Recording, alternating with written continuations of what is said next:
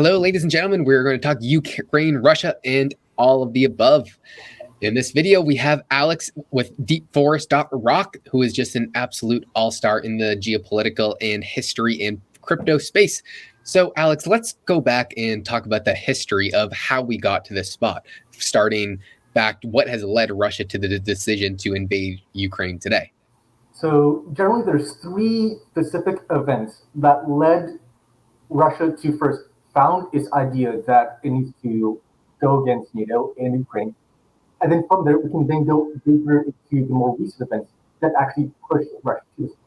So right now we have Russia says that, hey, NATO broke its actual agreement that they gave us in 1990, right here.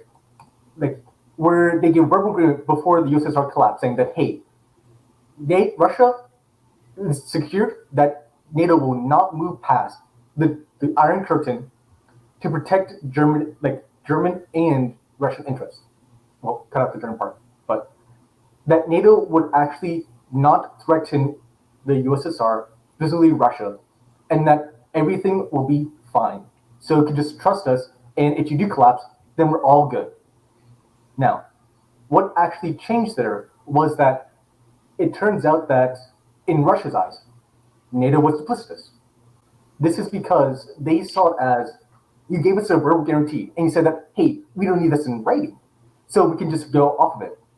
Now, if we go to this one, in the 2008 Bucharest Summit, you had Georgia and Ukraine being formally invited to join NATO, but they weren't official NATO partners. This sets up the dynamics where you have NATO saying, hey, like technically, Ukraine and Georgia is part of NATO because of the summit meeting here, where we agree that, hey, we openly invited them to come in, which is why you have Ukraine saying, hey, can we not get into NATO? Because you said it's in 2008 that we can. And thus you have the tensions set up, because this was the red flag in Russia's mind saying, hey, they're duplicitous. They took all the states from Iron Curtain back.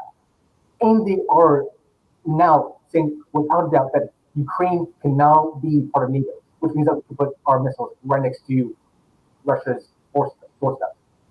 This leads the Russian mind to be very paranoid and very hyperactive, like you have in China with Taiwan, where it is an existential threat. And thus, they're willing to die just to make sure that that's happening. Now, is that all Russian people? No.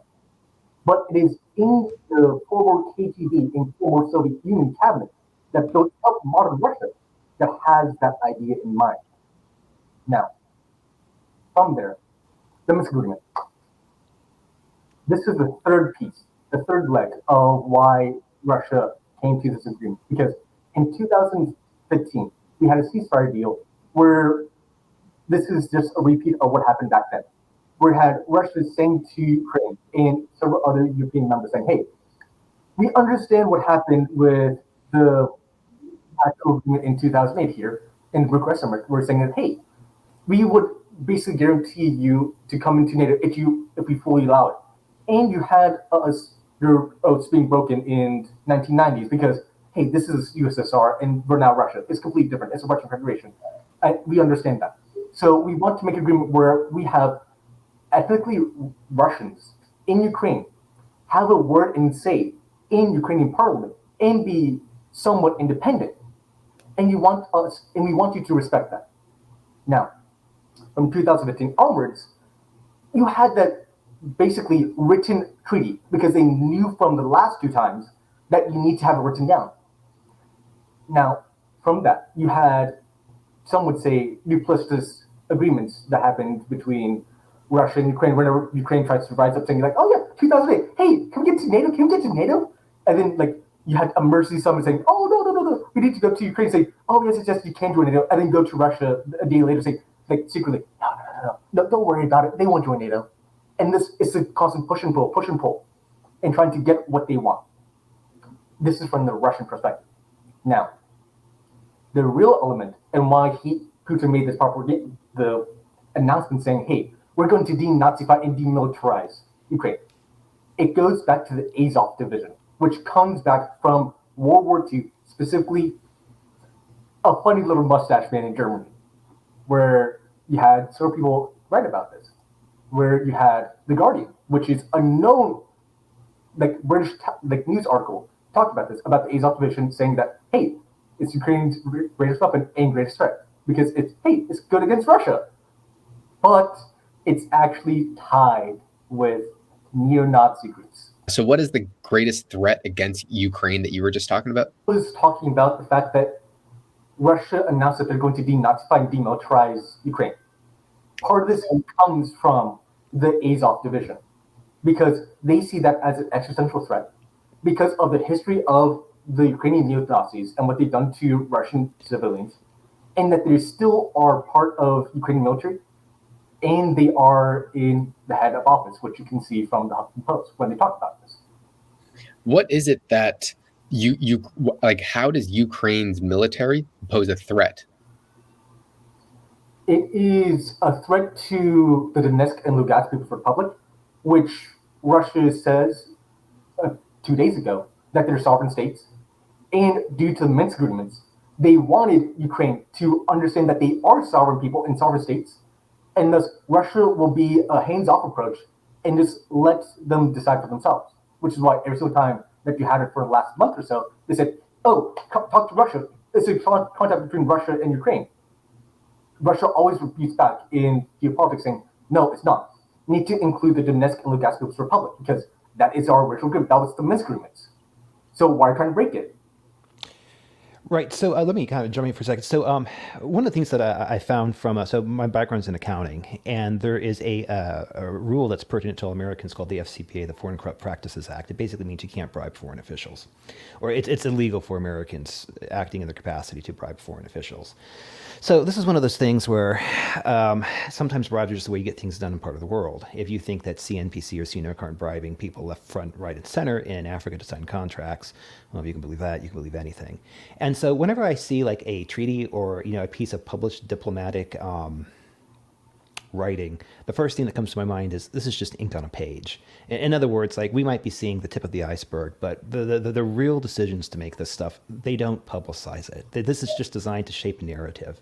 So, I mean, like going back to I think Josh is the answer to your question. The reason Russia has such a burr up its ass about Ukraine is because when the Orange Revolution went through, what is it, in 04, 05, circa then, essentially a regime that was viewed as being or back up from the Russian perspective, they would have viewed not a naturally, but a normally elected regime that was friendly to Russia was overthrown by various people, mainly NGOs. Think like Soros's whatever it was, the Open Societies. I think the one that he's behind. Yep.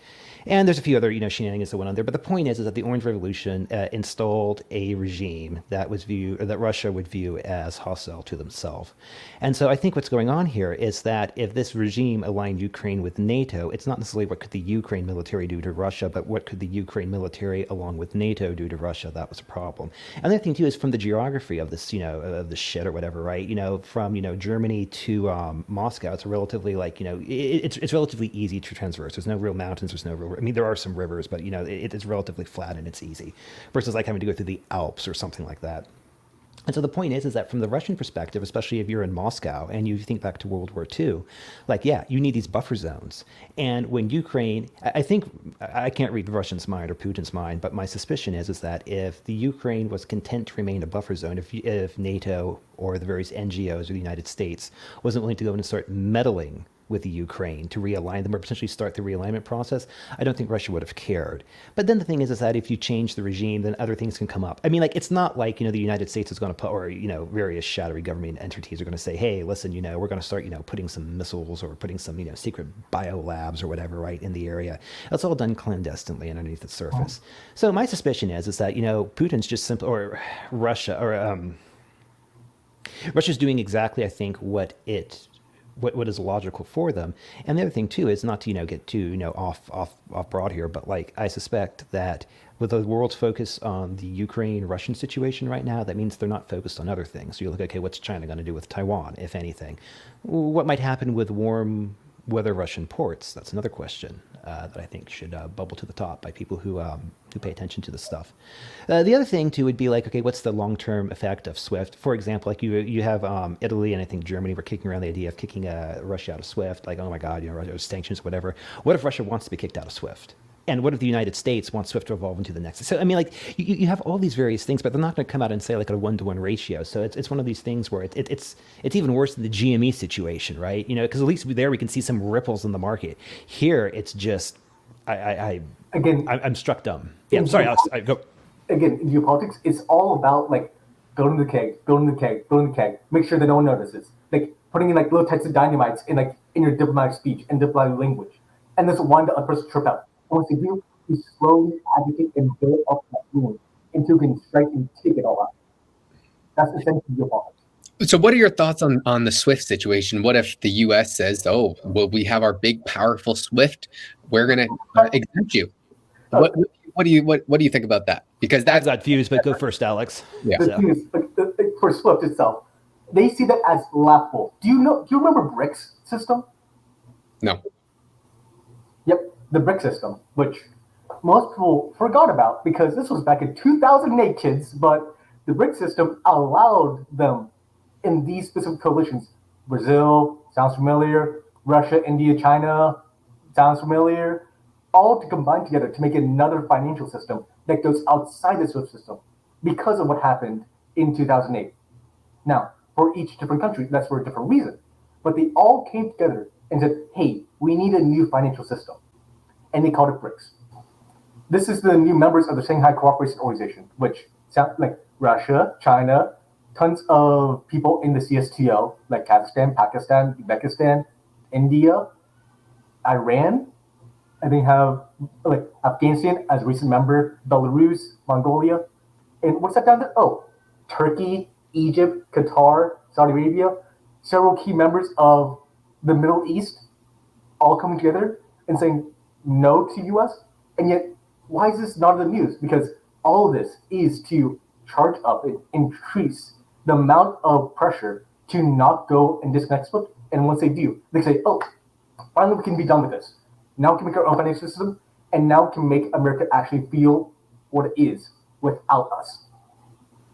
That would be a pretty massive declaration of war right there, as these Western nations, the United States, Canada, Europe, we produce nothing. And the producers of this world, because as we know, wealth is the goods that you can consume in a society, and we are not producing any goods at all. No. Factually incorrect. Absolutely, full stop. Yeah. Sorry, Josh. I don't mean to come down on you this hard, but like, if you want to know who's going to have a problem with exports, look at Germany. Look, what's German? What percent of exports is German GDP? Is it 40%? It's probably mid-30s, high 30s, maybe 40% or whatever, right? In other words, that if let's say the eurozone would fall apart or there's some bright melt in the financial system, and Germans can no longer export Mercedes or whatever, right? Let's just say they lose half of their export. That's 20%, assuming it's 40% or back 40%. You cut that in half, that takes you down to 20%.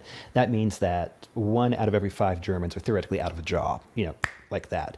Now, the United States, what are we exporting, like 10, 13% or whatever, right? Meaning that, like, sure, if we suddenly lost, back up. Suppose every single person on the planet bans the United States, from doing business with them or whatever, right? Just whatever, right? Fine. Let's say we lose 15% of our GDP. Well, it's going to suck or whatever, right? Certainly that means theoretically like 15 out of 100 people out of a job like that, assuming they still have a job on that front. But there's this notion that, oh my God, America can make anything. No. There might be a bit of a pain point while domestic manufacturing spools back up. I'm not saying that's not going to be the case, or you see, inflation or whatever, right? Various cross currents.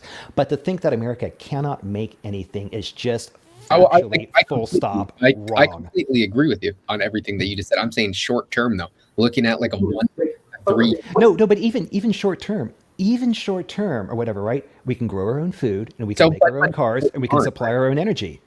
What you are also not factoring is that we still have the people who worked on the factories when we exported all of our goods away to China and all that stuff, because that was still 20 to 30 years ago. Again, there is ways for us to produce. It's just that the cost is not viable. And if you try to deal with everyone being disconnected from the SWIFT itself, you have to deal with short-term inflation. And yes, Europe might have some trouble due to them trying to source raw resources. But America has the resources to sustain a war. Doesn't mean that they'll be advantageous, but they can do it. So, like I said, we might not be able to get enough hair product that comes in to the United States, but I think we should be able to, like honestly, Josh, like there's a mutual someone who I might be thinking of, who likes to go off on this tangent or whatever, right? And it is true that we don't nearly make as much of the stuff that we used to make, but I think it is also a fallacy to say, oh my God, like America can't do anything. Like I do think there'd be a pain point, but at the end of the day, as long as we're able to grow our own food, build our own cars, and supply our own energy, that might be like 65% of the problem there. Or back up. Here's a good pain point: semiconductors. Okay, with what Taiwan was responsible. I mean, I don't know the stats off the top of my hand, but like it was an insane percentage of semiconductors were coming out of Taiwan. And then with the China-Taiwan geopolitical situation over there, okay, that was a huge choke point. But yet again, what was it, like 2 years ago? It was like one's in Arizona, two are I think in Texas. It's all in like that part of the world here, where they're actually spooling up and building new semiconductor plants in order to specifically address that concern, because that is an example of something that we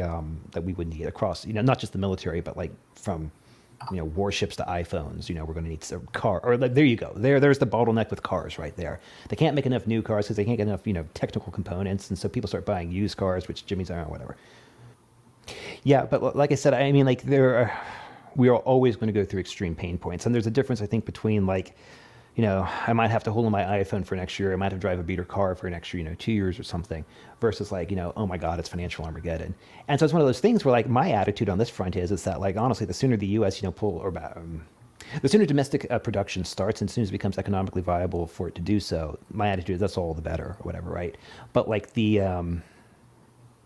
I have a hard time accepting the fact that it is as dire as what I sense people make it out to be, assuming I get my senses on that right. The thing is, what you really want to focus on, if you were to say, oh, all nations just cut off from SWIFT that are not European or not current US allies, is that you would put pressure on Europe itself. And because Europe, like currencies and debts drop because of people not utilizing it and like sending them resources and goods to them to keep up their manufacturing. This causes the debt that they have to collapse in on itself. And thus, because of how the dollar and euro are pegged together and trade between each other, then that causes, when euro spikely drops, then dollar also drops as well over time. And that is what you want to be looking at. Yeah, but like going back against that. So here's the thing, right? Or whatever, right? You have this, this massive euro-dollar lending market, which has been, well, whatever. Let's just say it's large. Leave it at that. It's large. Oh, quadrillions. So the thing is that like all of a sudden, if you have this massive euro-dollar market, which is going to demand dollars to be serviced in, it's basically the petrodollar on steroids. Okay, fine. So you go away from SWIFT to go to something else, but you still have these liabilities that have to be settled in dollars. Okay, fine. So you might take a page from what Hungary did. I don't know, what is it, like 09-ish, or it was like right around 08, I think is when the crisis was, is where you had basically but what's forint, I think, is the local currency of Hungary or whatever, right? But the point is that you had Hungarians who could take out a mortgage either in the local currency or in euros. If you took it out in euros, you got a much cheaper interest rate.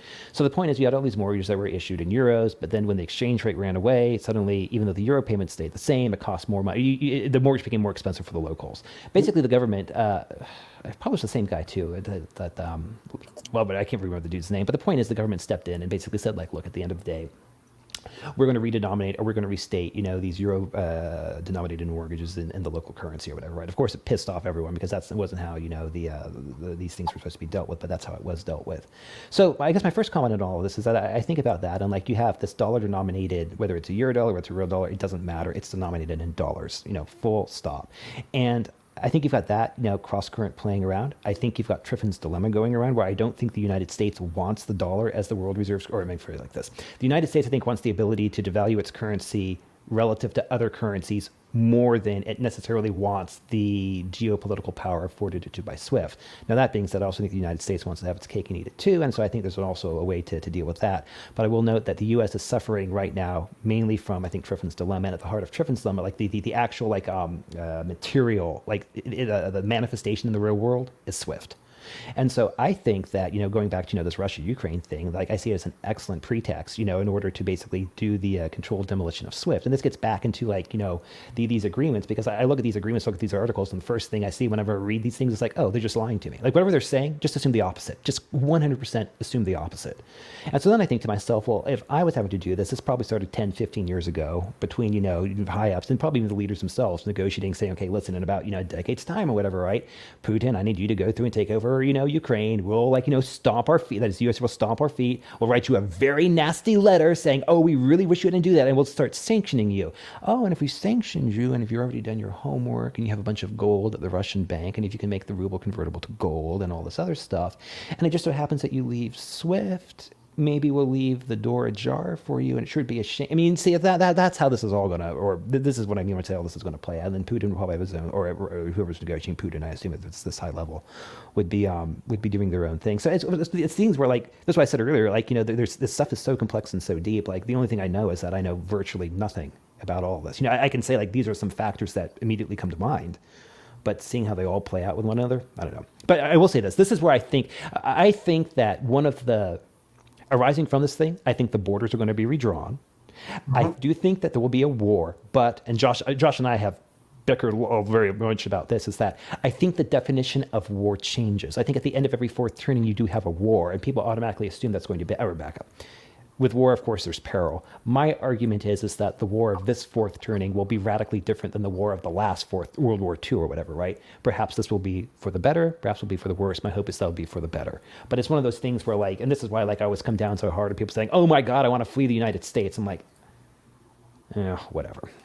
Anyways, my point is that from this, I think you've got some of that going on. I think it's very curious to see how Russia is going to navigate their warm weather ports access.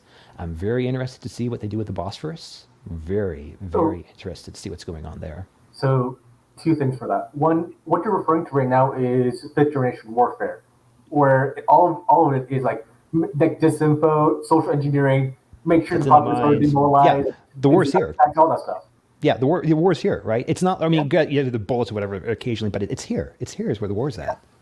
Brian, like, if you were to look at this, which is Mimetic Warfare, which was published in 2010, yeah, where it's an entire bulletin about how this is used in modern warfare now. He's actually linked to the Marine Corps and in the University of Maryland, which is known for their psychological operations, and lo and behold, no one considers this. Yeah, well, hold on. It's not that no one considers it, because, like I said, that's a very broad statement. You really want to be careful about making these really, really broad statements. So you could say maybe it's not like in the general popular zeitgeist, which okay, fair enough. But I would say that, like, 2016 that is the election of 2016 was a little wake up call, because the memes, I think, played heavily into it, and the memes, I think, are an excellent way of transmitting ideas, especially if the idea is salient, if the idea can better explain reality, and if the idea is crisp and easy to understand, and especially with the visual aspect of it, that's powerful. Because Josh and I did a video a few days ago where we made the comment that, like, when people are thinking or whatever, right, all you need is like one like small sub-thought to switch. Now that switches away from the narrative, then that starts the process of, like, the narrative being reevaluated. And I think what governments want, or back up to what all people, despots with power want, is they want the ability to control the narrative. And memes are direct, or back up. They can, if the despots are clever enough, they can use memes to shape the narrative. But if people want to push back, they can also use memes to attack the narrative. So I would say memes are the vector on that. But yeah, no, I completely agree with the fact that warfare is changing, and I think it's of the mind. It is of the mind. The thing is, that was the main point I want to talk about, which is mimetic warfare, that people are not considered, because look at Twitter, look at all this stuff. There's so much disinformation that even I know is on Twitter that confuses me with, like, tanks on Belarus border, or like bombs hitting like Poland, which didn't even happen, like nada, zilch. But yeah, all of that is showing that people do not know what is real and fake, and thus it goes back to 1984 in, like, the eyes of totalitarianism, where you don't even know what's real because you don't even know what real is. And this goes into the demoralization of people, the disillusionment of American mind, and the constant obliteration of the truth from fiction, and the merging between the two, where we believe in half-truths and half-lies. Yeah. Now, back to what we're talking about with Turkey. And this goes into the Montreux Convention of 1936, which, again, people who are not in these policy circles or into these conversations do not know about, which allowed Turkey to say, hey, we can control who goes through the Bosphorus Straits. And if you want to realize why Turkey was so crucial to have after World War II, is because of it. Where, if you were to look at this section here, where it says, Erdogan said that Turkey has the right to choose who can go in and out of Bosphorus. And thus, like, what Turkey is trying to say is, like, we don't abandon this convention, but we control who says it. And thus, we have this article here, which is in globalstrategy.org. If you want to look at all of the treaties that happen natively, just right here. But all Yeah, yeah, sorry, and just to put some context on why the Bosphorus is so important is that if you look at that part of the world, the Bosphorus is the link between the Mediterranean, the Eastern Mediterranean Sea, and I guess the southwestern part of the Black Sea right there. And the Black Sea is what opens up, let's say, Crimea or whatever, right? It basically is it's access. If Russia wanted to warm weather ports for their navy, they would have to do that. So the Bosphorus is this major choke point in that part of the world. So Yeah, that's what makes it sensitive. On that a little more, or Alex, because me and Justin were talking earlier, and he was kind of talking specifically about these warm ports and how Russia could be making a move on them. Do you guys have any insight on that? Okay, so for a little bit of context of history for warm water ports, this goes back all the way to Peter the Great, the first real czar of Russia, and how this goes from Peter the Great to Catherine the Great, and the entire line is just trying to maintain and find warm water ports. The reason why you actually had conflict between Russia and Japan was because of warm water ports in Vladivostok, which is all the way at the corner near Japan. Here's the corner of that Russia was aiming for. Here's Manchuria, not Manchuria. Here was no, it's North Korea. It's not Korea, but Russia has like a 20-mile border with North Korea that many people don't realize. That is because of Vladivostok. And the thing is, in the Sino-Japanese War, which actually showed that hey, Asia can actually fight. Everyone that was criticizing Japan and China due to the Opium Wars and also realized that hey, Japan's an actual military power that destroyed an entire legitimacy of the Russian Empire in known European history. And there it is, right there. Yeah, Vladivostok. And you see how far away that is from most of the industrial sector of Russia. It's North Asia. It's North Asia. And if you look at what happens in Russia in the port, the strait right there, it's right here. Wait, which one? Wait, which strait? Scroll through the Bosphorus Strait, which is between Greece and Turkey. That's the Bosphorus. Yeah, that's how small that is. Literally, one ship blocked that entire strait. That's how crucial and narrow that strait is. But yet, it is the most important one for trade between anyone who tries to go through the Mediterranean into Russia or Ukraine and vice versa. And thus, if Russia blocks it off with Turkey's help, then there's no way Russia can ever survive unless they use the land routes, which they hardly ever built up after the fall of the Cold War, because they saw the cheap seaport and the security that the U.S. gave for any sea lanes. And also, I should note, as Friedman notes, the rivers run the wrong way in Russia. So you've got that, and there's something. Let's go back to one other thing too to note about Russia too is that if you look here, if you look at Russia, Russia is almost the vast majority of the population lives right here. So Moscow's here, St. Petersburg is right up yonder, and so it's very, very concentrated in the west. And you do have a little bit in the east, but the most of it is just this undeveloped. I don't want to say wilderness is maybe the what it would be akin to on that front. And getting transportation in and out of here, it's really, really hard to do. It's just the thing is, the Trans-Siberian Railroad under Vita was actually in 1840s, 1890s, which shows how late to the game Russia actually was to connecting both sides of their empire, because it was that old. And Russia was a state as Muscovy for 1,200 or 1,000. It is that much time to actually get this empire connected. Yeah. Which shows how important a warm water, specifically in the West, is important. And thus, the agreement that happened between Turkey and Russia that happened inadvertently, which most people don't know, which is the FX swap that happened with China and Turkey. Yeah. This FX swap, which no mention, which is both in 2021, and then the other ones where you had Turkey saying, "Oh no, they're wrong," and the capital risk as well, and Russia also joining in to help support Turkish lira, and China also supporting it, shows that people do not understand that this is actually occurring right now, and why Turkey joined the Shanghai Cooperation Organization, and why you see Turkey suddenly flip after the inflation, the massive run up in the Turkish lira to the dollar and crashed back down and going back like a little bit higher and sideways because it was the financial support of Russia and Turkey, not Russia and Turkey, but Russia and China to the Turkish lira compared to all the foreign creditors in Europe and US just dumping the lira. This was an actual strategical move to actually secure that route, which allowed them to have an edge in preventing NATO and other member states to go into the Bosphorus. Like the one other thing, and I don't know how this like plays into it or whatever, right? But there's smoke. I can't see the flames, but like my gut tells me that there's smoke. There is some connection between Ukraine and a certain Secretary of State who was a presidential nominee back in 2016, without naming any names here. I know exactly what you're talking about. Yeah, and so what happened was that, so let me see if I can get this right. Like, the person who might be the current president of the purported president of the United States, he sent his son over to Ukraine, and exactly, Bruce. At this point, so this person who has no experience about natural gas and no crack, using a crack pipe is not considered, natural gas know-how, is put on the board, and it's his business associate, whatever, Devon Archer, is put on the board of Burisma, paid, I don't know, like 40, 50K a month or whatever, right? Joe Biden then, chuckles to himself. So back up. Then there's this, what was I think Zelensky was the guy's name. There was this Ukraine prosecutor, like a public prosecutor, whatever, right?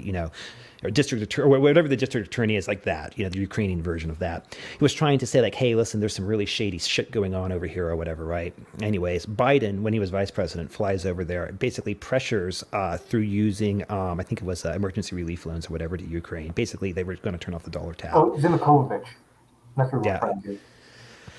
On that, and so ultimately, and there's a video of Biden even joking about, yeah, we came over there and I said like, hey, listen, if this guy's not fired by the time I leave, which is in like 3 hours, we're pulling the plug on this relief, and sure enough, he was fired, son of a bitch or whatever. I mean, this is all publicly available or whatever, right? Yep. Anyway, so the point is that like there's probably a lot of dirty laundry.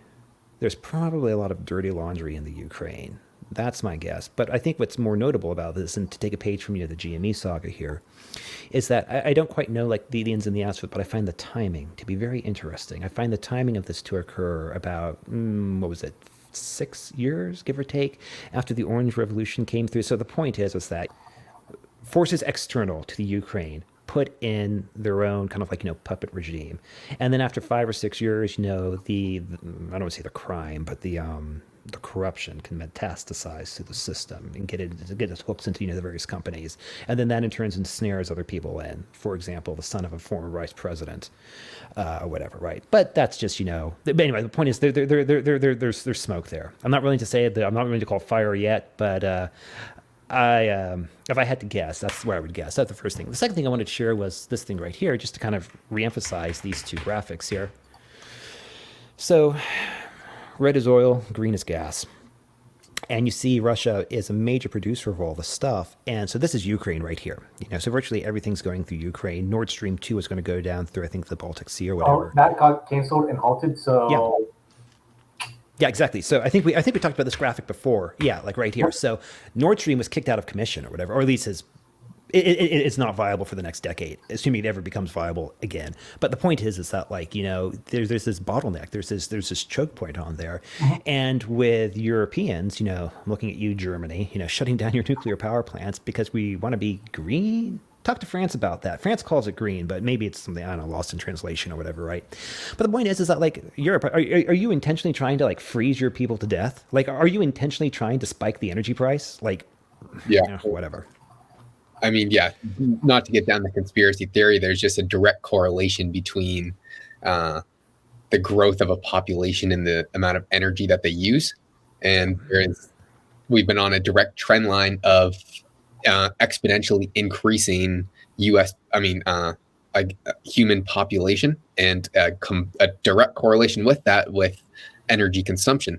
And we have limited energy, but unlimited humans that could be born. There was a joke that was running from one of these politicians that said, well, we'll need 3 Earths to sustain the amount of people that we'll have, or we could kill off some people. And if they wanted to, they could freeze to death some people to stop using up these global elites' precious energy. So the thing is, what you really need to consider now is the East Med pipeline, which was supposed to be a bypass of going through Turkey and having the gases from the Middle East and moving into Europe. And thus, how Nord Stream 2 also ties into that in the tax on Ukraine, because this was a pipeline that was supposed to go through Israel, go near Cyprus, and go into Greece and Italy. But what happened recently, which is not being discussed, is that in January 21st, this year, it got canceled by the Biden administration. Mm-hmm. And yet, the real question is, why is this not being talked about?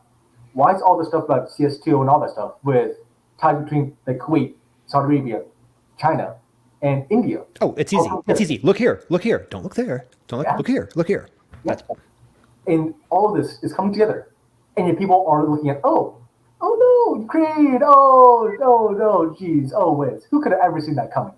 Yeah. Well, you already had them say back here that Russia says, yeah, if you reject security guarantees, then like all talks are kibosh. Yeah, it's kind of like, oh, who could have predicted this? Who could have seen that? Like, this is, I have zero geopolitical edges. If you've watched this video, you can clearly tell that I am a complete rube. But I do know that I have a intently distrust in the mainstream media, and I've just seen not to say this too loudly, but my mother was asking me about this Ukraine deal earlier today, which leads me to believe this is not the center. This should not be the center of attention. Right when somebody who works all day and just gets a glimpse of news at the end of the day is asking me about something, I know that this should not be the center of attention. Just like with the COVID situation, we know what is the truth is starting to finally come out, but there was years of people just hammering down on the mainstream media. So I don't know what they are deceiving towards. I'm sure you guys have much more of an answer towards that, but I have a pretty strong view that Ukraine is not the answer. At least what the mainstream media portrays as Ukraine. It is and it isn't. It is and it isn't. The thing is, if you were to look at this from a European or American perspective, Ukraine is vitally important because it is the protection of NATO's declaration of security and guarantee because of what happened in 2008. But it is not the majorly important part. Because if you really think about it, the only thing Russia gets out of it is the people. That's it. There's no economic support, there's no infrastructure support, there's nothing besides support and people. That's it. What you need to really look at is the CSTO, the Shanghai Cooperation Organization, and what this all ties in with finances. That is what people are not talking about. People say, oh, sanctions, that. It's not about sanctions. It's about envy to aim the actual restructuring of the next security architecture. That's it. Because all this came about when you had Russia do a treaty with where's India? Where's India? Oh, I know I have it here. It's whichever last one you click. Right here. You had a military agreement between Russia and India, where you have India actually supporting Russia silently, because actually in the Cold War, Russia and India had a very close relationship that most Americans or most Europeans forget because of how Russia then flipped to a democratic nation and how India was mostly concerned about China. This is why it's not being highlighted. If this were to be announced that, hey, Russia, China, India are all backing with each other and Russia just invaded Ukraine, imagine how scary that headline would be compared to saying, oh, us, like the US, UK, and all European nations are fighting against Ukraine, like fighting against Russia in Ukraine. Hurrah! Like, see that total difference?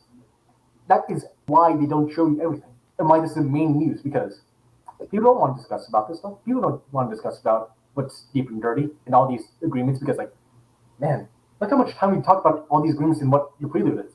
No one wants to talk about it. It's not that sexy article.